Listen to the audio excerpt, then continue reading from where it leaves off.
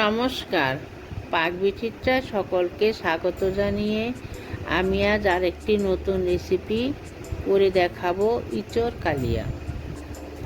তার জন্য এখানে আমি ইঁচড় নিয়েছি 1 কিলো 200 গ্রামের মতো। ইঁচড় আমি বাজার থেকে ডুমো করে কেটে এনে ভালো করে ধুয়ে নিয়েছি। ইঁচড় পরিষ্কার করা ছিল। 2টি মিডিয়াম সাইজের আলু ডুমো করে কেটে নিয়েছি। এখন আমি আলু ভাপিয়ে নেব। তার জন্য ননস্টিক প্যানে পরিমাণ মতো জল নিয়েছি। এখন আলু দিয়ে দিব। অল্প পরিমাণে হলুদ, নুন দিয়ে দিচ্ছি। 2 মিনিট ভাপিয়ে নেব। আলু ভাপানো হয়ে গেছে, তুলে নিচ্ছি।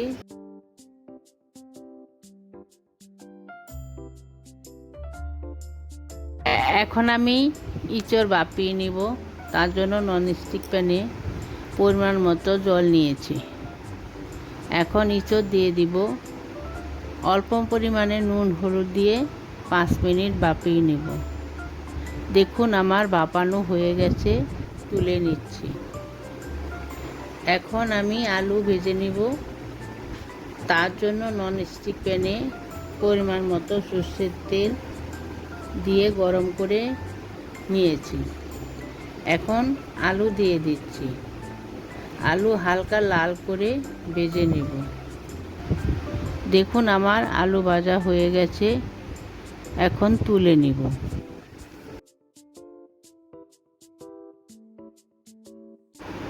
এখানে আমি আলু বেশি লাল করে ভাজিনি, আপনারা চাইলে একটু লাল করে ভেজে নিতে পারেন। ইঁচড় রান্না করার জন্য ননস্টিক প্যানে পরিমাণ মতো সরষের তেল দিয়ে গরম করে নিয়েছি। রান্নাটা আমি সরষের তেলে করব। এখন ফোড়ন দিয়ে দিচ্ছি 4টি ছোট এলাচ, মুখটা আমি ফাটিয়ে নিয়েছি। 2টি তেজপাতা, 1 টুকরো দারচিনি। এখন আমি ফোড়নটা ভেজে নিব। দেখুন আমার ফোড়ন ভাজা হয়ে গেছে। ফোড়ন থেকে সুগন্ধ বেরোতে শুরু করেছে। এখন দিয়ে দিব 2টি মিডিয়াম সাইজের পেঁয়াজ পেস্ট। এখন অ্যাড করে দিব চা চামচের 1 চামচ ভরে রসুন পেস্ট, চা চামচের 1 চামচ আদা পেস্ট। এখন আমি আদা রসুন পেস্ট পেঁয়াজের সঙ্গে ভালো করে কষিয়ে নেব। দেখুন আমার কষানো হয়ে গেছে। আমি 3 মিনিট কষিয়ে নিয়েছি। দিয়ে দিচ্ছি চা চামচের 1 চামচ নুন। এখন দিয়ে দিচ্ছি চা চামচের 1 চামচ জিরে গুঁড়ো, চা চামচের 1 চামচ কাশ্মীরি লঙ্কার গুঁড়ো। এটা সম্পূর্ণ অপশনাল, আপনারা চাইলে দিতেও পারেন, নাও পারেন। চা চামচের 1 চামচ কাঁচা লঙ্কা পেস্ট, আর দিয়ে দিচ্ছি হলুদ গুঁড়ো। এখন আমি ভালো করে কষিয়ে নিব। দেখুন আমার কষানো হয়ে গেছে। আমি 2 থেকে 3 মিনিট কষিয়ে নিয়েছি। এখন দিয়ে দিচ্ছি 1টি মিডিয়াম সাইজের টমেটো পিউরি। টমেটো পিউরিটাকে মশলার সঙ্গে ভালো করে 5 মিনিট কষিয়ে নেব। দেখুন আমার 5 মিনিট কষানো হয়ে গেছে। এখন আগে থেকে ভাপিয়ে রাখা ইঁচড় দিয়ে দিচ্ছি।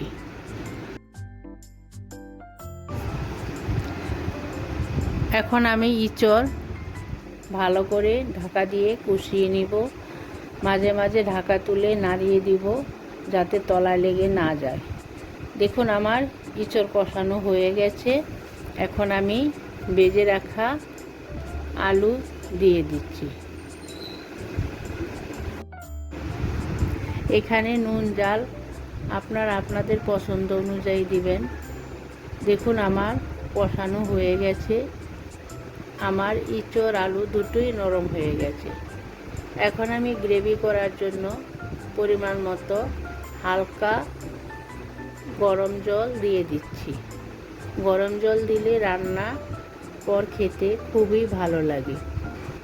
দেখুন আমার গ্রেভি ফুটে উঠেছে। এখন রান্না করে নেব 4 থেকে 5 মিনিট। এখন অ্যাড করে দিচ্ছি চা চামচের 1 চামচ গরম মশলা গুঁড়ো, চা চামচের 1 চামচ চিনি, চা চামচের 1 চামচ ভরে ঘি। এখন আমি নেড়ে চেড়ে মিশিয়ে নিয়ে তৈরি করে নেব ইঁচড় কালিয়া। এটি ভাতের সাথে বা রুটির সাথে আপনারা খেতে পারেন। আমার চ্যানেলটি অবশ্যই সাবস্ক্রাইব করবেন, পাশে থাকবেন, ভিডিওটি দেখবেন। ধন্যবাদ। এখন আমি নামিয়ে নিয়ে গরম গরম ভাতের সাথে সার্ভ করব।